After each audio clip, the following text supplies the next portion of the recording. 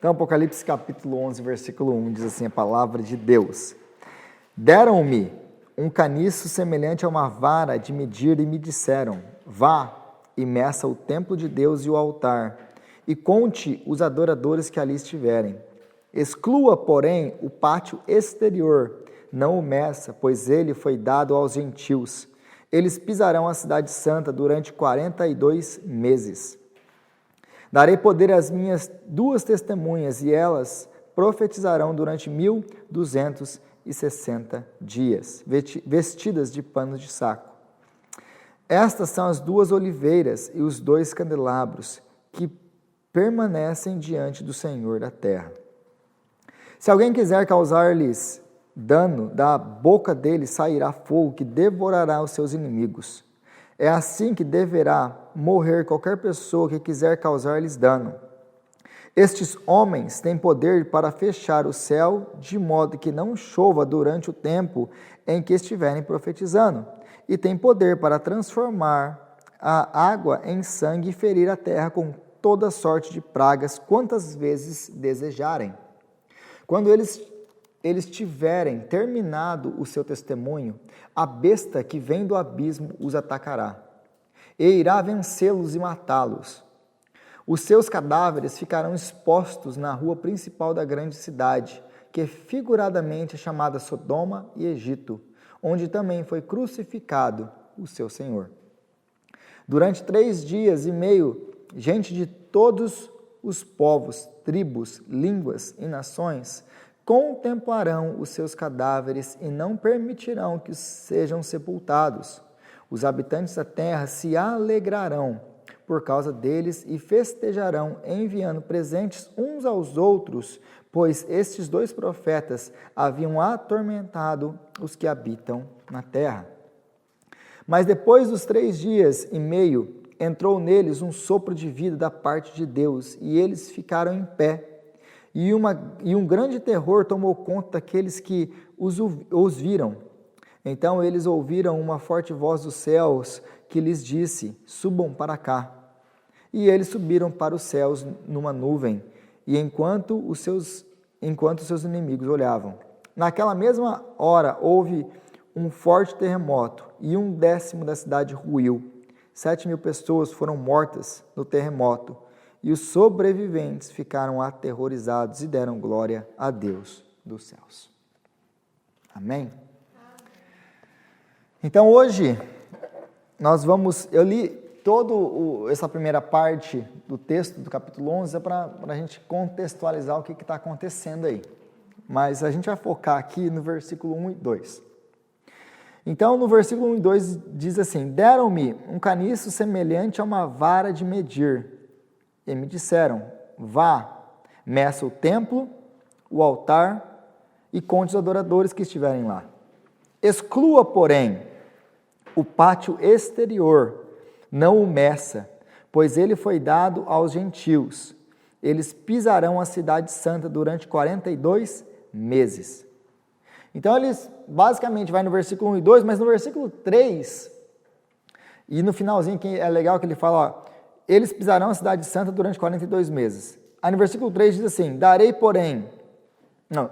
poder às minhas 2 testemunhas, e elas profetizarão durante 1260 dias. Ou seja, o versículo 2 fala de um tempo determinado, dos 42 meses, e o versículo 3 fala desses 1260 dias, que é outra maneira de dizer 42 meses, porque é o mesmo número de tempo. Então, o versículo 2 e o versículo 3 estão falando da mesma coisa. E é assim muitas vezes que acontece aqui em Apocalipse. Ele só vai usar 3 anos e meio, 42 meses, 1260 dias. É a mesma coisa. Então, isso aqui só para vocês já perceberem nos detalhes, né?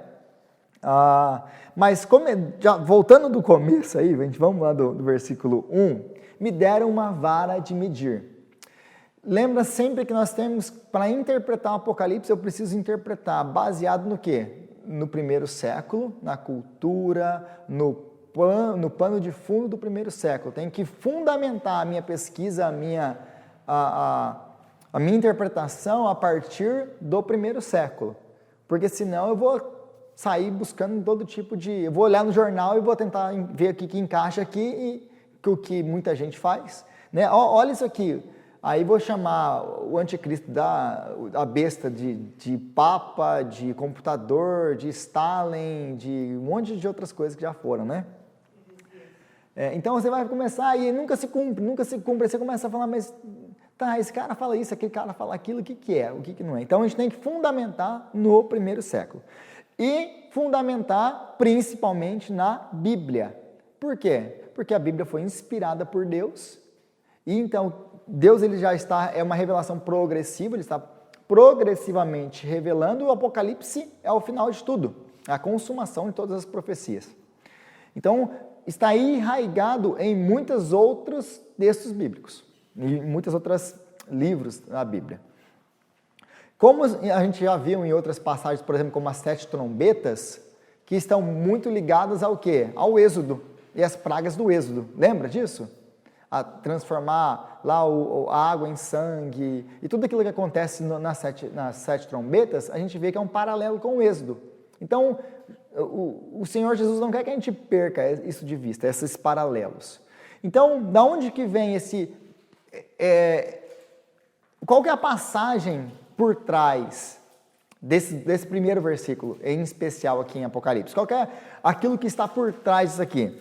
E as duas passagens por trás, que isso aqui quase todo teólogo, quase todo comentarista que você lê, ele vai assumir, ele vai concordar com isso, essa passagem está fundamentada basicamente em Ezequiel capítulo 40 ao 48, mas especialmente do 40 ao 43. E também em Zacarias, capítulo 1, especialmente capítulo 2. Né? Então, está fundamentada nesses textos. E eu separei aí o texto de Ezequiel 40, versículo 2 e 3, só para você ter uma noção, para vocês terem uma noção do que, como que há esse paralelo.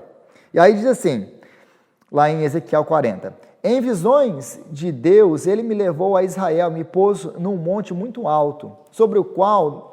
No lado sul, havia alguns prédios que tinham a aparência de uma cidade. Ele me levou para lá e eu vi um homem que parecia de bronze. E ele estava em pé junto à entrada, tendo a sua mão uma corda de linho e uma vara de medir.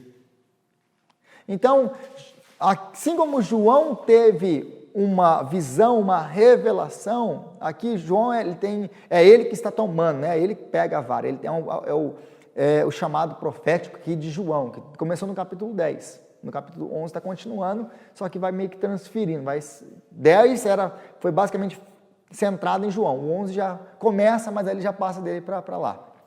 Então, aqui a gente vê que Ezequiel, ele vê esse ser de bronze, que parece de bronze, a entrada ali do templo, e ele tem uma vara e uma corda de medir, né? Então, aqui já fala de uma coisa de medir, aí ele vai começar a relatar a visão que ele tem do templo, uma visão bem detalhada de como que é o templo, as medidas que esse templo vai ter, né? Mas ele tem outros paralelos com João também, esse texto, porque assim como no tempo de João, no tempo de Ezequiel, quando Ezequiel está profetizando, o templo de Jerusalém, ele também está destruído. Não tem templo. Então Ezequiel está profetizando e não tem templo. João está profetizando e também não tem templo. Por quê? Porque no ano 70 os romanos vieram destruir o templo. Então João está profetizando, está escrevendo isso aqui, está tendo essa visão no ano 95, por volta do ano 95. Então se ele está vendo isso aqui, em 95... No ano 70, o templo foi destruído. Aqui, Ezequiel, o templo foi destruído pelos babilônios. Então, Ezequiel está profetizando que o povo vai voltar, que Deus vai reconstruir. Então, medir o templo é um sinal do quê? Vou medir e vou reconstruir. Ou seja, meu templo não vai ficar destruído para sempre. Eu vou reconstruir o templo. E é isso que ele está aí, basicamente. Então, os dois têm essa visão profética, os dois estão vivendo um tempo dispersão judaica, os dois estão vivendo num tempo ou que o templo está em ruínas. Então, o paralelo de Ezequiel e João são muito idênticos. Os dois estão vivendo em um tempo muito parecido na nação de Israel. Um tempo de sofrimento, um tempo de angústia e um tempo que o templo de Deus, que é o símbolo máximo da presença de Deus no meio do teu povo, está destruído. Então, agora ele vê isso e ele está falando, o templo vai ser reconstruído. O templo vai ser reconstruído. Então, medir aqui é reconstruir. Alguns comentaristas vão falar que o templo aqui, medir aqui, aliás, é o quê? Você ser protegido por Deus no tempo da tribulação. O que também não seria tão fora, não seria tão difícil, né, de você, entender esse argumento. Mas o templo ele foi reconstruído depois de Ezequiel. Depois que Ezequiel ele profetiza, realmente o templo foi reconstruído, foi o templo que Jesus andou, que foi o templo que Jesus esteve, que foi o segundo templo, o templo de Herodes, conhecido como templo de Herodes, que foi destruído pelos romanos. O primeiro templo foi construído por Salomão, que foi destruído pelos babilônios, e depois vem o segundo templo, né, que ele volta lá com Esdras, Neemias e toda e reconstroem o templo. Então, isso que Ezequiel está falando, que vai ser reconstruído, vai ser reconstruindo. Contudo, existe um detalhe. Se você ler do 40 a 48, você vai ver que ele fala de uma glória, de um templo, que o segundo templo nunca teve. E, principalmente, se você vai lá para o versículo 43, de 1 a 7, você vai ver que Deus vai falar assim, ele viu a glória do Senhor voltando para o templo. Ele vê, então, a glória do Senhor voltando. Se você lê o Antigo Testamento e você vê a reconstrução do templo, em primeiro lugar, ele não era glorioso como foi o primeiro. E segunda coisa, não tem evidência nenhuma de que Deus voltou. Não tem evidência nenhuma de que a presença de Deus volta para o templo. Então, isso que Ezequiel está profetizando aqui, não está falando do segundo templo. Ele está falando de um outro templo, de um templo celestial, de um templo do fim. E não é, nem necessariamente, não é esse aqui que João está falando. Porque João está falando de um outro templo, que vai ser pisado de novo, que vai ser destruído de novo. Então não é o templo que Deus tem, esse último final que Ezequiel está profetizando. Mas o que tem que ficar para a gente muito claro é os paralelos dos dois profetas e da onde João está tirando a sua imagem. Ou Jesus está mostrando a João da onde... Então, a medida aqui é você reconstruir o templo, né? Então, esse templo, João, em outras palavras, esse templo, João, que está destruído, ele vai ser reconstruído. Ele vai ser reconstruído. Então, tanto em Ezequiel e Zacarias, existe uma promessa de paz completa futura. Tanto em Ezequiel e Zacarias existe essa promessa de esse templo vai ser um templo eterno, onde a presença de Deus está, que o segundo templo não teve e que esse templo de João aqui não vai ter, porque não está falando nada disso aqui. Não vai ter isso. Ele vai ser mais uma vez pisado e destruído. É um terceiro templo pisado e destruído. Então, junto com esse templo tem a volta de Deus habitar com o seu povo, e essa promessa não se cumpriu mais uma vez no segundo templo, não vai se cumprir nesse que João está falando. Vai se cumprir quando? Quando Jesus voltar. É só com Jesus, que aí ele volta para habitar, quando a Jerusalém desce do céu, a nova Jerusalém desce do céu, nós habitaremos com ele para sempre. E aí existe uma objeção, e várias discussões, mas construir um templo, e quando você fala um negócio desse, se você assume um negócio desse de reconstruir o templo de Israel, você já assume, você é dispensacionalista, você é isso, você é aquilo, porque existem linhas escatológicas que acreditam na restauração do templo de Israel, tá? Então, eu não sou dispensacionalista, tá? Só para... A gente vai chegar lá nessa área aí, talvez um dia eu paro para explicar tudo isso aí, mas não é a minha visão. Nós como igreja reformada, nós somos aliancistas, nós acreditamos na teologia da aliança, que existe só um povo do antigo aliancista, exatamente. Então, que existe só um povo no Antigo Testamento e no Novo Testamento, que é o povo de Deus. O Israel, no Antigo Testamento, é a igreja do Senhor. No Novo Testamento não há distinção entre grego, entre judeu e gentil. Todo mundo é povo de Deus, aqueles que se fizerem em Cristo. Filho de Abraão é, né, aquele que é nos passos de Abraão. Então vai ver o apóstolo Paulo falando isso em Romanos, falando isso em Gálatas. Então, não, mas mesmo que a nossa confissão de fé ali use a palavra dispensação, né? Que Deus ele lidou com dispensações. Mas isso aí não é a mesma coisa que você acreditar que Deus ele lidou com o homem nessa dispensação desse jeito. Aqui existia uma promessa de salvação, aqui existia outra, isso é 7 dispensações separadas. Não é assim que nós cremos. É só um plano. Deus teve só um plano. Deus não teve um plano A, um plano B, um plano C que foi dividido e agora a gente abre um puxadinho aqui e continua. Não. Deus tem um plano só com o povo dele desde o começo. Deus é soberano, nada foge do controle dele, né? Mas ele, como a nossa confissão de fé, ela deixa claro, ele teve dispensações, maneiras deles, né, de tratar, mas isso sempre foi uma única maneira, né, em tempos, em períodos diferentes, nada mais do que isso. Então, reconstruir o templo, o negócio tá bom, mas aí reconstruir o templo, aí a pergunta, mas para quê? Para quê? Porque para nós cristãos, essa pergunta vem na hora. Quando você fala de reconstruir o templo para uma pessoa, ela fala, mas qual que é a necessidade de reconstruir o templo? Quando nós estamos pensando com a nossa cabeça de cristãos. E realmente, para o cristão não tem necessidade nenhuma, nós somos o templo de Deus. Tipo assim, a Bíblia é muito clara nisso. A gente vai para o apóstolo Paulo, 1 Coríntios capítulo 3, a gente vai para Hebreus capítulo 3, a gente vai para 1 Pedro capítulo 2. Vai falar o quê? Que nós somos edifício vivo, o Espírito Santo habita em nós. Tem razão de precisar, nós precisamos de um templo em Israel? Não. Mas ela não está falando que vai reconstruir para os cristãos. Aqui não tem nada falando que vai construir para a gente. Isso aqui é Israel. É Israel querendo reconstruir o seu templo. E desde que Israel voltou para Israel, para sua terra, o que eles mais querem é o quê?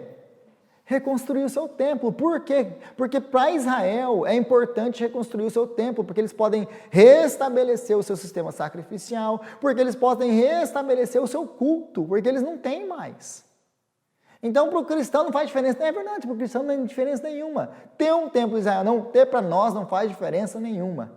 Porque Deus, ele não vai habitar nesse templo. Mas nesse sentido, o segundo templo também, qual que é a diferença do segundo templo? Porque Deus também não habitou nele. Então, qual que foi o propósito do segundo templo? Se isso se aplica ao terceiro templo, que a gente está argumentando aqui que ele vai ser reconstruído, pode ser aplicado para o segundo. Qual que foi o propósito do segundo templo? Cumprir profecias. Ele cumpriu as profecias. Então, Deus falou, mas ele não cumpriu de uma maneira, por exemplo, igual eu estou argumentando aqui com relação a Ezequiel. Deus não voltou àquele segundo templo, porque ele tem outra coisa programada. Não é aquilo ali. O velho jeito passou, o novo agora é em Cristo. Então, alguns então vão se opor à ideia de reconstruir o templo por esses motivos, né? Não existe um propósito para um novo templo porque somos o templo de Deus. E nisso eles estão certos, não tem um propósito para o crente, para o cristão ter um templo. A gente não vai lá adorar em Israel. Exatamente, não tem. Então, para nós cristãos não tem mesmo, a não ser cumprir profecia. Porque Deus falou que vai reconstruir, porque vai acontecer. Então vai acontecer. Então, tá bom, não tem. Mas é porque não tem um propósito espiritual para o cristão que ele não vai acontecer? Não. Ele vai acontecer porque a Bíblia falou que ele vai acontecer. Então, a segunda objeção geralmente é impossível reconstruir um templo em Israel. Porque onde o templo está hoje, tem lá o Domo da Rocha, que é aquela mesquita islâmica enorme, que é, se eu não me engano, o terceiro lugar mais importante do islamismo no mundo. Aí os caras olham aquele templo islâmico, aonde é o templo de Deus, onde deveria ser o templo de Deus, aí o povo olha aquilo assim e fala assim, sabe quando vocês vão construir isso aqui? Nunca. Por quê? Se alguém começar a colocar uma pedra lá em cima, o que acontece? Guerra. Vai gerar uma guerra. Então, como que esse templo vai ser construído? Mas o problema dessa objeção isso vale para outras coisas. Por exemplo, gente, há 100 anos atrás, existia Israel. Não existia Israel. Não existia nação de Israel. Há 100 anos atrás, ninguém sonhava que um dia nós teríamos Israel de volta. Por quê? Porque a nação foi destruída no ano 70 do primeiro século e ficou 1.900 anos desaparecida. Não tinha Israel. Quem sonharia em falar Israel vai ser uma nação de novo? Antes de 1940. Porque Israel vai voltar a ser nação aí. E aí?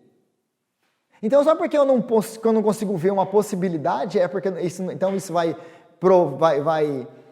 é prova de que não vai acontecer? Não, Israel também não era para existir, e ela existe hoje, como nação, na sua própria terra, falando sua própria língua. E tem que ser em Israel? Não, eles só podem construir o templo, não é só em Israel, não, é naquele lugar. É porque é o lugar onde Deus apontou que deveria ser construído. Então, eles não podem construir em qualquer lugar. Então, existem dificuldades para esse templo reconstruído? Existem dificuldades. É impossível que ele aconteça? Não. Israel é a prova disso.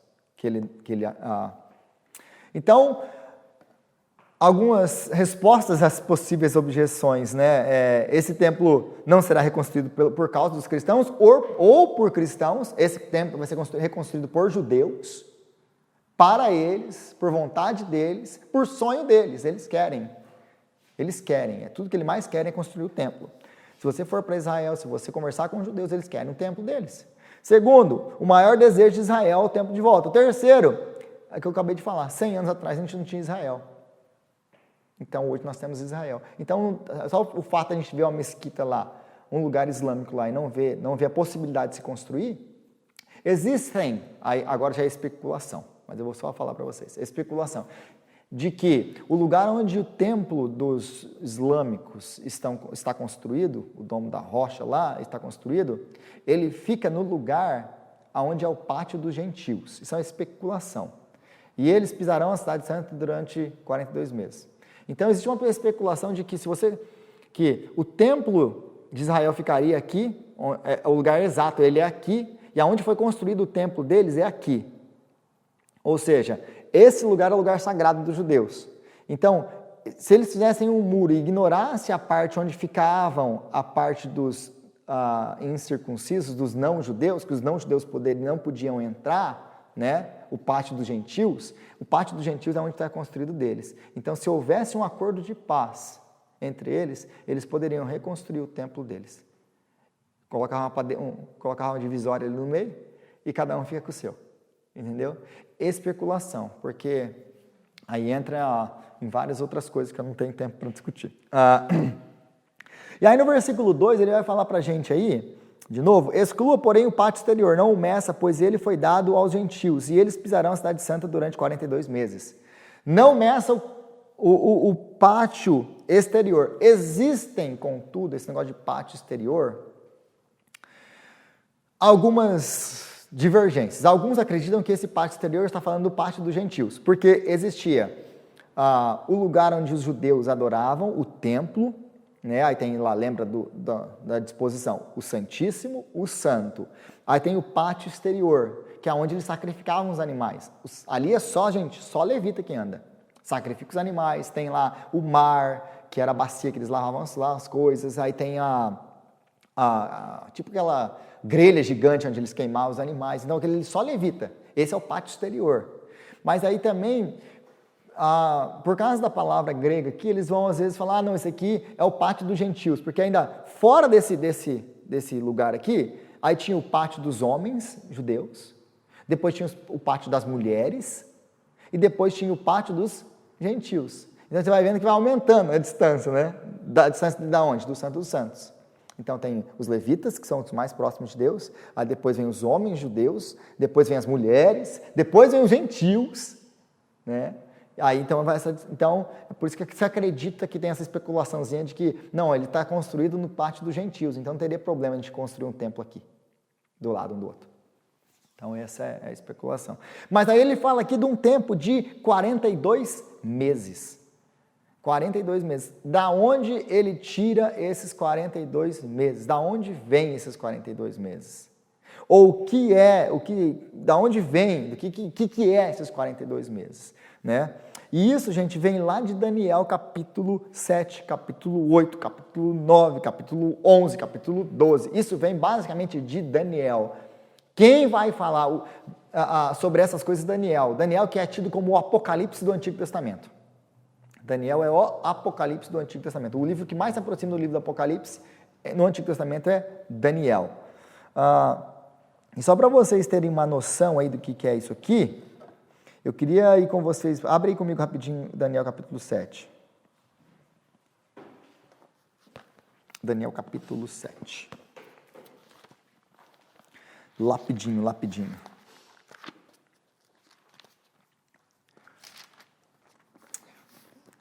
Então, vamos ler aí rapidinho. Isso, depois de Ezequiel. Então, Daniel capítulo 7, a gente lê aqui.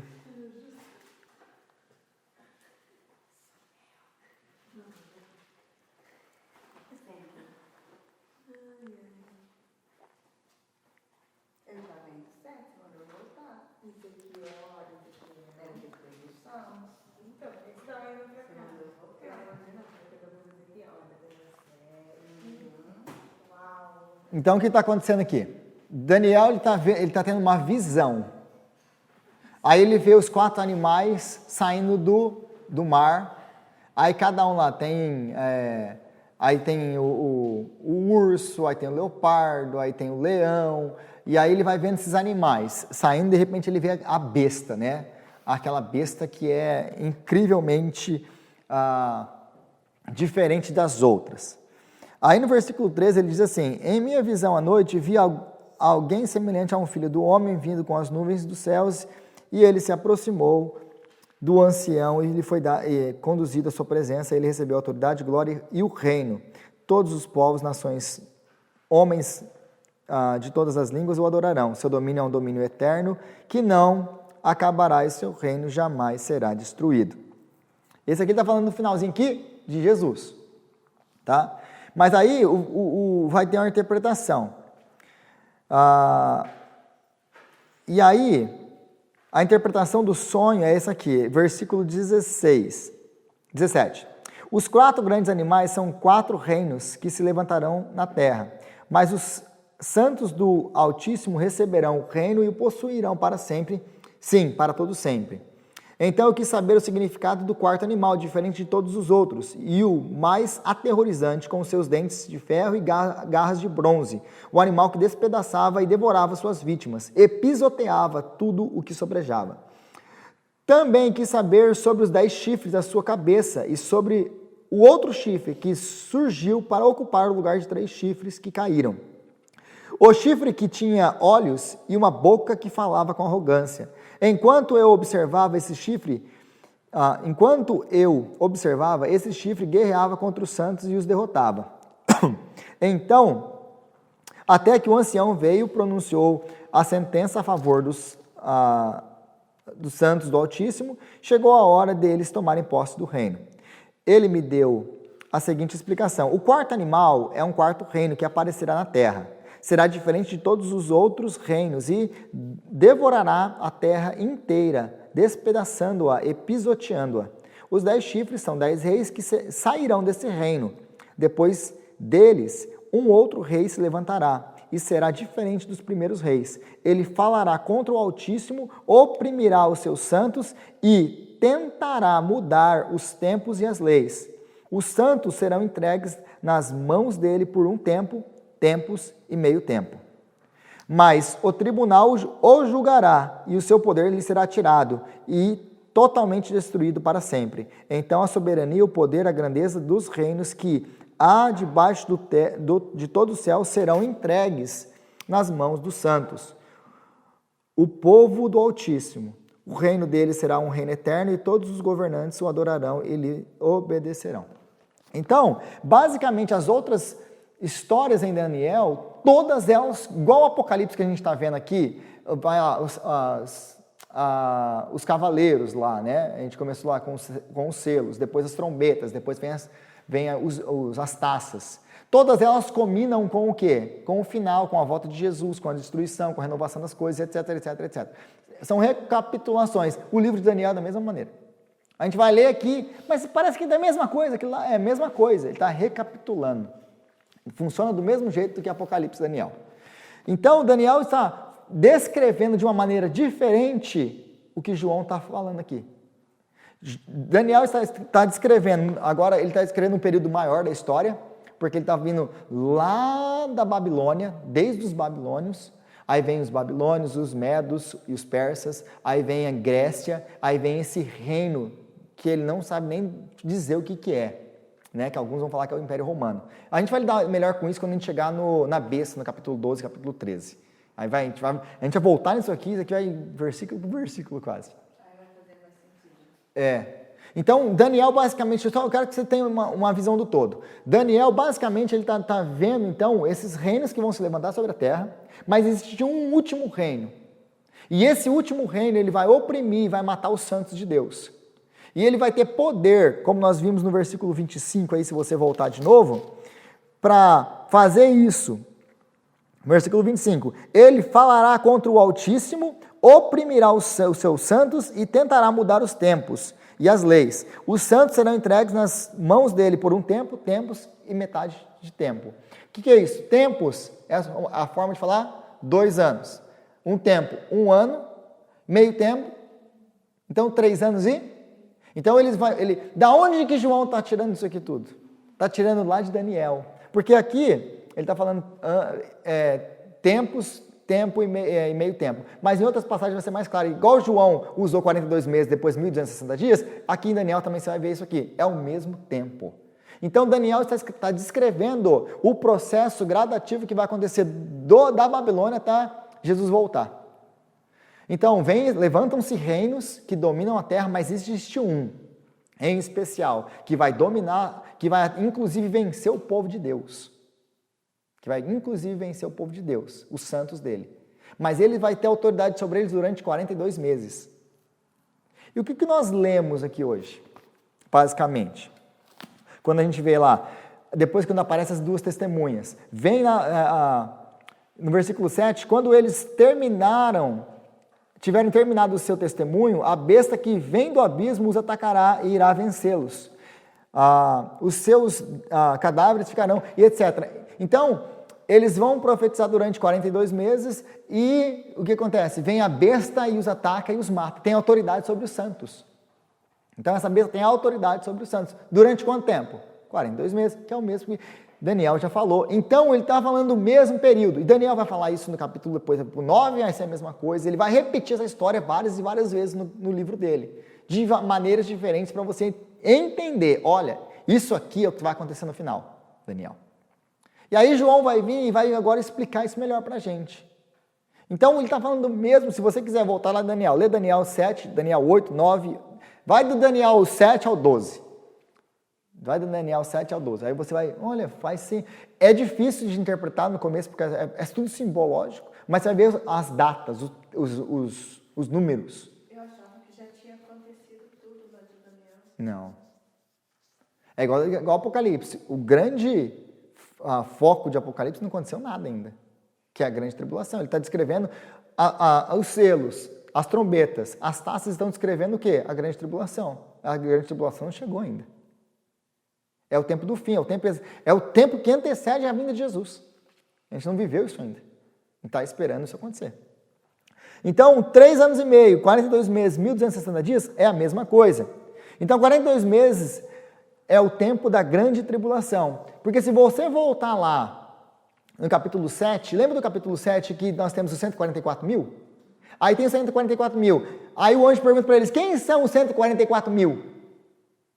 E aí, Senhor, só o Senhor que sabe, não sabe de nada não. Quem são eles? Esses são aqueles que vieram da grande tribulação e lavaram seus sangues, alvejaram no sangue do Cordeiro. Então ele fala isso, e ele fala, ó, esse povo aí veio o povo que morreu na grande tribulação. Então são os santos de Deus que morreram na grande tribulação. Então os santos morrem na grande tribulação. É o que Daniel está falando, os santos foram entregues nas mãos desse reino, da mão desse rei cruel, e eles vão morrer. Por quanto tempo? Durante 42 meses. Eles vão ser entregues durante esse período, eles vão morrer durante esse período. João está falando, então, João introduz no capítulo 7 a palavra grande tribulação. Agora ele vai começar a explicar, porque ele vai retomar. Porque, por exemplo, no versículo 7 do capítulo 11, ele vai falar da besta. Mas ele não falou nada de besta. Que besta? Porque a pergunta que vai ficar na nossa cabeça é, mas que besta é essa, João, que vai vir do abismo, etc. Ele vai explicar isso no capítulo 12, no capítulo 13. Então ele vai introduzir. Ó, isso aqui é a grande tribulação. Depois ele vai começar a explicar o que é a grande tribulação. Olha, isso aqui são os selados. Quem é o selado? O selado que foi selado, são 144 mil. Mas aí, lá na frente, ele vai falar, ó, esses aqui são aqueles que não se mancharam, que Jesus comprou, são 144 mil. Quais são os 144 mil? Aí ele quer que você se lembre do capítulo 7, porque ele já lidou com isso. É só 144 mesmo? Não, é gente de toda tribo, raça, língua e nação, que foi constituída reino e sacerdote para reinar com ele para sempre. Então, João havia mencionado esse negócio de grande tribulação lá no capítulo 7. E agora ele começa a explicar o que é essa grande tribulação. O que é essa grande tribulação? Aí no capítulo 13 a gente vai ver isso melhor. Então, mais uma vez, como que seria possível a reconstrução desse templo? Porque a pergunta que sempre vai ficar, mas como vai ser possível a reconstrução desse terceiro templo, né? E qual que é a conexão dela com esse 3 anos e meio? Também, se você voltar lá em Daniel, isso será possível através da besta do anticristo. Por quê? Lá em Daniel, capítulo 9, versículo 27, fala que ele vai fazer uma aliança com o povo. Qual povo? O povo judeu. Ele vai fazer uma aliança de paz durante 7 anos com esse povo. Isso vem, o anticristo. Isso vem lá de Daniel também, que quando ele fala das 70 semanas proféticas de Daniel. Falta apenas uma semana em Daniel. Faltam apenas 7 anos para se cumprir. Mas semanas proféticas, que depois eu explico o que é isso aí. Então, ele vai fazer uma aliança de 7 anos. Ele vai quebrar essa aliança no meio. Quantos anos você tem? Você divide 7? Então, Daniel capítulo 9, versículo 27 diz assim, ele vai fazer uma aliança de uma semana com o seu povo, ou 7 anos. E ele vai quebrar essa aliança no meio desse período. E aí começa a grande tribulação. Começa a grande perseguição. Então é isso que está basicamente... O resumo de tudo seria assim. O anticristo, ele faz uma aliança com os judeus. Eles têm então a capacidade de voltar e reconstruir o seu templo, sem guerra, sem interferência. Mas no meio desses 7 anos de paz que ele prometeu, ele quebra isso. Ele quebra isso por quê? Porque agora ele entra no santuário de Deus, e lá no santuário de Deus ele declara ser Deus. E isso já aconteceu antigamente, isso já aconteceu antes, com outro rei que veio, e fez isso com o etíope Epifânio. Ele sacrificou sangue de porco nos altares do templo. O porco é um animal impuro para o judeu. Então ele profanou o templo de Deus. Então aquilo ali é um modelo do que vai acontecer no final. Depois eu vou detalhar isso mais, Então o que está acontecendo aqui? O anticristo aparece, ele faz um tratado de paz com os judeus, ele quebra esse tratado de paz na metade do ano, dizendo que não, eu sou Deus e ele vai falar contra o Altíssimo, é isso que o Daniel está falando, ele vai falar palavras contra o Altíssimo, vai se colocar no lugar santo, é o que diz Jesus em Mateus capítulo 24, ele vai se colocar no lugar santo, até Jesus fala a abominação terrível que vai entrar no santuário, etc. Como que vai entrar no santuário se não tem santuário? Entendeu? Então a gente precisa nesse sentido de cumprimento de profecia. Então ele faz isso, de judeu nenhum vai adorar um homem. E aí começa a perseguição. E aí começa a grande perseguição. E se espalha. Né? Então, basicamente, gente, é isso que está acontecendo aí. É assim que, de uma maneira bem simplória, essa relação de 42 meses com a reconstrução do templo. Esse templo é um templo permanente, que vai ficar para sempre? Tem alguma utilidade para o cristão? Não. Ele só vai cumprir a profecia. Esse é. Esse é um número exato. Então vai ser 42 meses. depois que o anticristo. O anticristo aparece, aí ele assina esse tratado de paz, um acordo de paz com Israel. Aí você quando está mostrando que vai ser a volta, o final dos tempos. Isso aí Jesus está na porta. Ok. Porque se você voltar em Daniel e ler os textos de Daniel de novo, principalmente o 7, o 9, você vai ver que o reino dele, do anticristo, ou da besta, ou dessa besta, desse animal, ele foi tirado, mas não por mãos humanas, não por força humana. É quando Jesus volta e ele restabelece, ele julga Satanás, ele joga. É o final do livro do Apocalipse. O que Daniel usa 3, 4 versículos de cada passinho ali para mostrar, resumidamente, João vai fazer nos selos, nas taças e nas trombetas, mostrando detalhadamente, em diferentes ângulos, o que está acontecendo na grande tribulação.